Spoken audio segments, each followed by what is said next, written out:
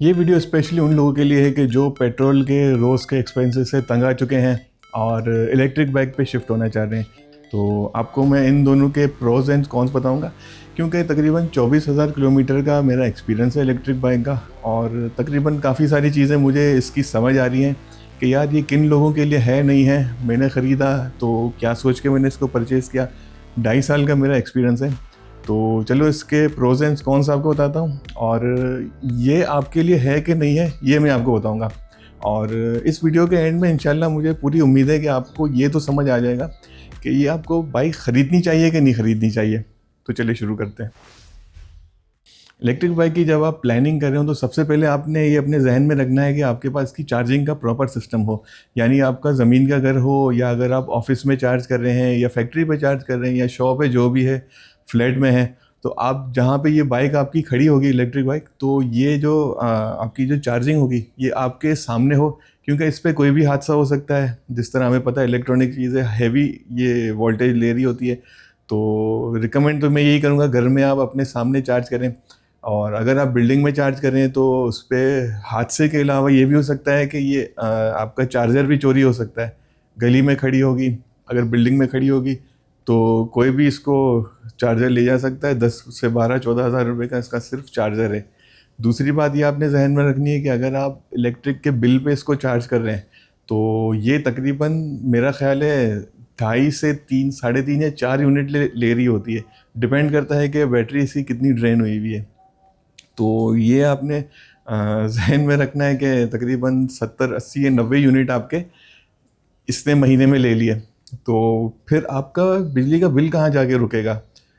जो आप पेट्रोल अगर 10 से 12 हज़ार रुपये, अगर आप 13 हज़ार रुपये 14 हज़ार रुपये अगर आप पेट्रोल महीने का लगा रहे हैं, और अगर ये बिजली के बिल ही इसका आपकी इसकी वजह से ऊपर चला जाए, तो ये क्या फ़ायदे का सौदा है कि नहीं है। ये आपने सबसे पहले जहन में रखना है। अगर आपका डेली का आना जाना जो है वो तकरीबन 35 40 किलोमीटर से ऊपर का है, तो फिर आप इस बाइक को कंसीडर कर सकते हैं। क्योंकि ये एक्सपेंसिव तो है ही, ये इस पे कोई दो राय नहीं है। पेट्रोल बाइक से ये काफ़ी एक्सपेंसिव रहती है और इसकी लिमिटेशन भी होती है। तो अगर आपका ट्रिप 8 10 15 या 20 किलोमीटर भी है तो मैं कभी नहीं कहूँगा कि आप इसको परचेज़ करें। क्योंकि इसकी पार्किंग के अलग मसले हैं, इसकी चार्जिंग के अलग इश्यूज़ हैं, तो बहुत सारी चीज़ें।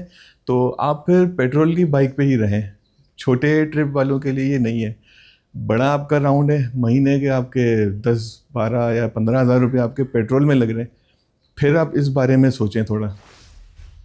दूसरी बात आपने ये बिल्कुल जहन में रखनी है कि आपने अगर इलेक्ट्रिक बाइक परचेज़ करनी ही है तो फिर आपने लिथियम बैटरी की तरफ जाना है। क्योंकि ये मेरे पास मेट्रो ES प्रो है। इस पे ग्रेफाइट बैटरी जो होती है वो वाली लगी हुई है।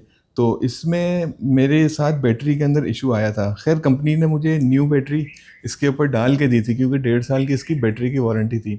तो 16वें या 17वें महीने में इसकी बैटरी ख़राब हुई थी, कंपनी ने free of cost new battery डाल दी। मगर अगेन ये जो है 1.5 2 साल में फिर इसकी बैटरी ख़राब हो जाएगी। तो आपने ये जहन में रखना है बिल्कुल कि लिथियम बैटरी ही आपने परचेज़ करनी है। उसकी एक लाइफ होती है अच्छी खासी, और ज़्यादा लाइफ साइकिल वाली आपने ख़रीदनी है। दूसरी आपने ये जहन में रखना है कि ट्यूबलेस टायर वाली हो, और डिस्क ब्रेक हो। ट्यूबलेस मैं इसलिए कह रहा हूँ कि इसके ऊपर जो है वो हर पंचर वाला इसके अंदर हाथ नहीं डालेगा। इसका निकालने का मैकेनिज़्म ज़्यादा मुश्किल है। तो ट्यूबलेस टायर में ये फ़ायदा होगा आपका कि इसके ऊपर जो है ना वो सुई वाला जो पंचर लगता है, वो पंचर ऊपर से रस्सी वाला लग जाता है।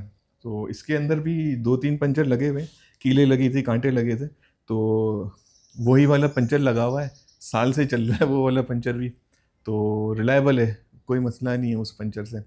तो ट्यूबलेस टायर और डिस्क ब्रेक इसलिए मैं बता रहा हूँ कि 24,000 किलोमीटर मैंने चलाई है अभी, यानी कि 50 से 60% इसके ब्रेक जो हैं घिस चुके हैं।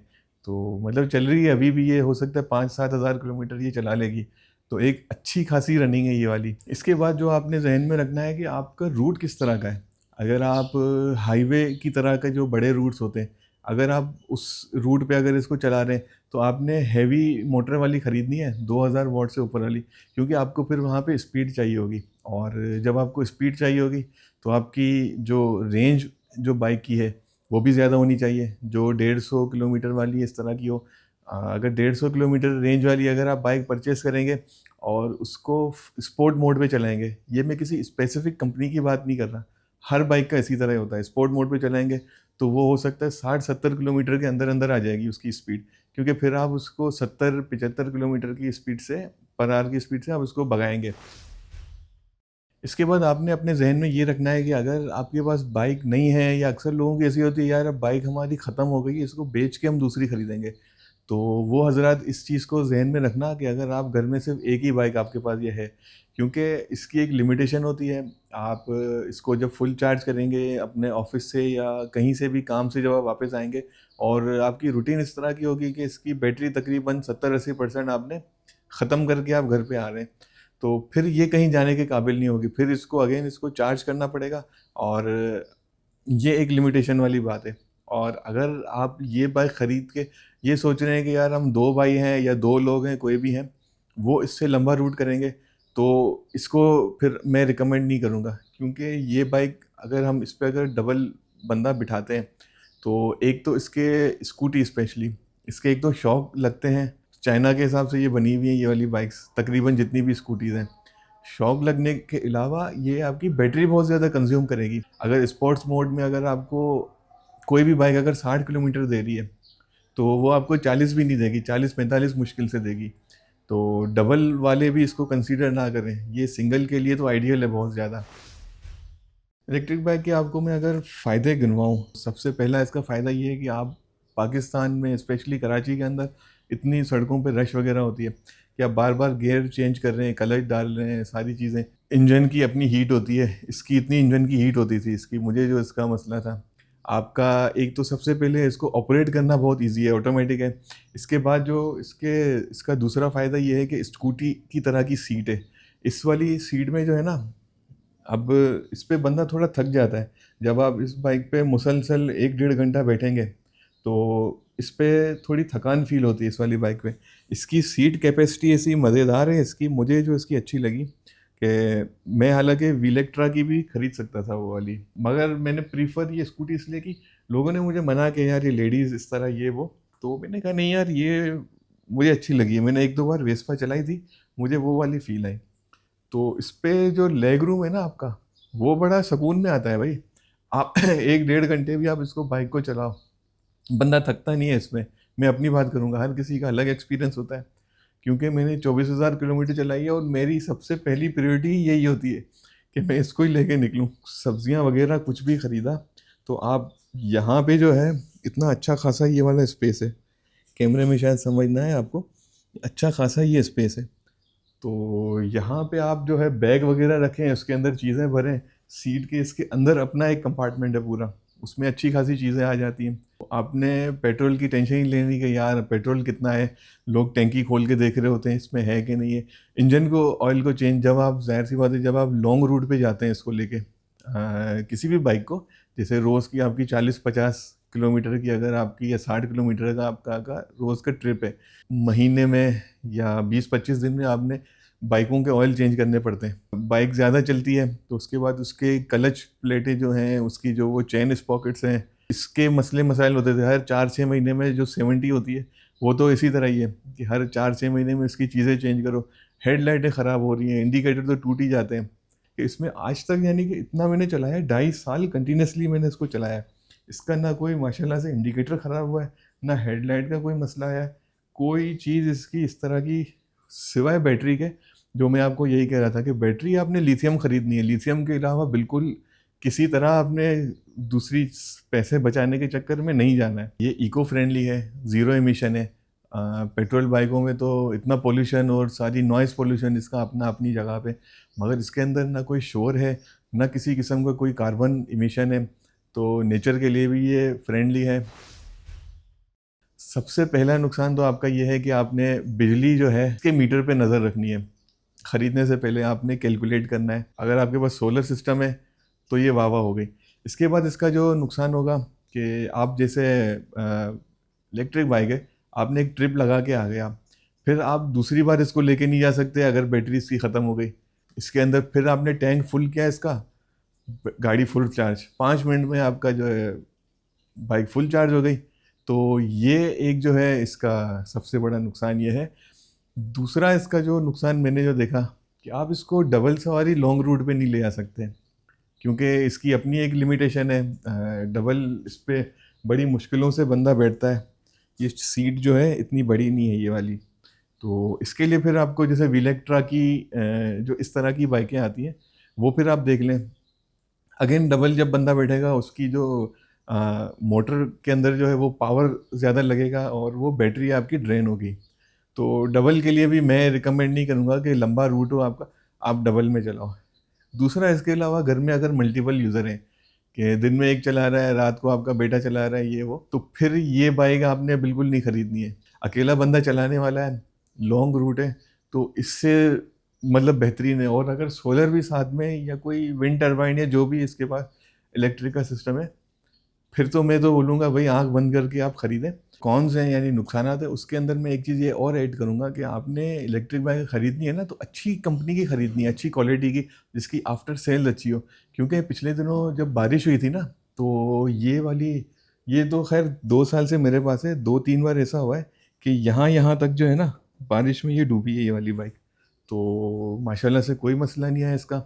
और कुछ यानी कि मैं वैसे सर्वे करने मार्केट निकल गया था, तो उधर जो कुछ चाइनीज़ कंपनी की, यानी ये भी चाइनीज़ ही है, जो सस्ते वाली जो थी ना, जो 1 लाख 1.25 लाख वाली जो स्कूटीज होती हैं, उनकी कंप्लेनें बड़ी आई हुई थी। वो लोग हाथ में यानी चला के लेके आए थे, तो उनमें मसला बंद हो गई थी। अब वल्लाह आलम के उसके कोई सर्किट के अंदर पानी गए हुए थे। तो ये आपने जहन में रखना है कि एक जो मिसाल है ना बड़ी मशहूर सी कि महंगा रोए एक बार, सस्ता रोए बार बार। पेट्रोल के आप पैसे बचाएंगे तो वो इस तरह से इसके पार्ट्स में पैसे चले जाएंगे। बाइक के अंदर इंजन है, अगर ये डूब भी गई तो इसमें ज़्यादा से ज़्यादा क्या होगा, इसकी बहुत ज़्यादा अगर हुआ तो ऑयल के अंदर पानी चला जाएगा। आपने ऑयल चेंज किया, और वर्स्ट कंडीशन ये होगी इसकी कि इसकी जो जनरेटिंग कॉइल है वो ख़राब हो जाएगी। वो 1500 रुपये की कॉइल होगी, उसके अंदर अंदर की होगी। इसका अगर सर्किट उड़ गया तो ये 10-12 हज़ार रुपये का, आपका 15 हज़ार रुपये का टीका है ये इसके ऊपर का। मोटर ख़राब हो गई तो फिर आपने अच्छी क्वालिटी की खरीदनी है। और सिर्फ इसमें पैसे का ज़िया नहीं होगा। इसमें सड़क के ऊपर खड़ी हो गई, कोई मैकेनिक हाथ भी नहीं डालेगा इसके अंदर, क्योंकि ये सारी वो वाली चीज़ें इसके अंदर सर्किट बेस्ड चीज़ें, और ये मैकेनिक वाली चीज़ें। वो कोई भी मैकेनिक रात के 2 बजे आपको इसको ये बाइक स्टार्ट कर देगा, मगर ये जो है आपके लिए मसला। तो अच्छी क्वालिटी की खरीदनी है। आज के जो दौर में जो नई बाइक्स आ रही हैं, जो मुझे स्पेक्स के हिसाब से बड़ी अच्छी लगी। अब एक्सपीरियंस मेरा नहीं है तो मैं उस पर कुछ कह नहीं सकता, क्योंकि मैं मेट्रो यूज़ कर रहा हूँ, याडिया वाली। तो इसमें मैं मेट्रो से ही शुरू करूँगा। एक T9 करके इनका मॉडल है, जो तकरीबन 2,30,40 के हज़ार के करीब का जो मॉडल है। उसकी स्पीड यानी कि इससे स्लो है, 50 किलोमीटर की है, डिस्क ब्रेक वगैरह ये सारी चीज़ें। मगर उसके अंदर लिथियम बैटरी है और उसकी मेरे ख्याल में वारंटी वगैरह भी ज़्यादा है। दूसरी क्राउन वाले की रफ्तार प्रो के नाम से कोई एक बाइक है क्राउन की, जिसकी स्पीड बड़ी अच्छी है, 70 या 80 मेरे ख्याल में किलोमीटर पर आवर की स्पीड है। लिथियम बैटरी अगेन उस है, थोड़ी एक्सपेंसिव है। 4 साल की भाई बैटरी की वारंटी है, और वो कंपनी मतलब अच्छा खासा 8-10 साल, पता नहीं 12 साल जो क्लेम कर रही है। मैं लिंक डिस्क्रिप्शन में डाल दूंगा, तो एक्यूरेट जो आपको जो है ना वीडियो के अंदर हो सकता है मैं फिगर्स भूल रहा हूँ, तो आप ज़रा उसको जाके भी चेक कीजिएगा। लिथियम बैटरी की हम बात कर रहे हैं, और 3.5 लाख से नीचे नीचे की मैं बाइक आपको बता रहा हूँ। और एक जो है विलेक्ट्रा कंपनी की है, वो इस तरह की यानी कि सीटिंग है उसकी, वेलोसिटी के नाम से जो बाइक है। बाकी उसकी और अच्छी अच्छी बाइक्स भी हैं, मगर ये वाली जो है वो 3,30,000 या 40,000 कुछ की रेंज की है। तो उसकी भी लिथियम बैटरी है, 3-4 साल उसकी बैटरी की वारंटी है, मोटर की अच्छी खासी वारंटी है। तो आफ्टर सेल्स वगैरह ये आप देख लें कि ये कंपनीज आपको किस तरह दे रही हैं, क्योंकि स्पेसिफिकेशन के हिसाब से तो वो मुझे तो इससे भी ऊपर की बाइकें लगी। तो स्पेक्स देख के मैं आपको बता रहा हूँ, बाकी एक्सपीरियंस वाली बात है कि आप उनकी कंपनीज में वहाँ पे जाएं, थोड़ा आप टाइम लगाएं इस चीज़ पे। जो वहाँ पे यूज़र आ रहा हो ना, 2-4-6 यूज़र जब वो बाहर निकल रहे हो ना, उनसे थोड़े चिट चैट कर लें कि यार मैं ये ख़रीदना चाह रहा हूँ, मुझे आप बताएं कि ख़रीदें ना ख़रीदें। तो वो जो आपको रिव्यू देगा ना, वो आपको बिल्कुल सच बताएंगे। कंपनी वाले तो हमेशा तारीफ़ ही करेंगे। इस तरह से आप जो है वो चीज़ें पता करें। और इन ये 3 मॉडल मैंने आपको बताया। इसके अलावा जो मुझे थोड़े समझ आएंगे ना, तो मैं लिंक डिस्क्रिप्शन में उसके डाल दूंगा। आप भी थोड़ा एक्सप्लोर कर लीजिएगा उन चीज़ों को। इस वीडियो के बाद मुझे उम्मीद है कि आपको फैसला करने में कुछ आसानी तो हो ही गई होगी, और मुझे ज़रा कमेंट्स में बताएं कि आपने जो ज़हन बनाया था इलेक्ट्रिक बाइक परचेज़ करने का या ना करने का, तो आपका कुछ फैसला कोई चेंज हुआ कि नहीं हुआ? आपका जो विज़न था वो कुछ फ़र्क उस पे पड़ा कि नहीं पड़ा? ये कोई स्पॉन्सर वीडियो नहीं है, जो हकीकत थी, जो मेरा इसका 24,000 किलोमीटर का एक्सपीरियंस था, उसको लेके मैंने ये वीडियो बनाई। तो भाई एक्सपेरिमेंट जो है ना, मैंने भी इसको देखो एक्सपेरिमेंट किया था, और मेरा ये एक्सपेरिमेंट हो गया कामयाब। क्योंकि एक्सपीरियंस करने वाले लोग जो आगे तरक्की करते हैं और कुछ नया कर सकते हैं, आप ज़रूर इसको एक्सपीरियंस कीजिएगा।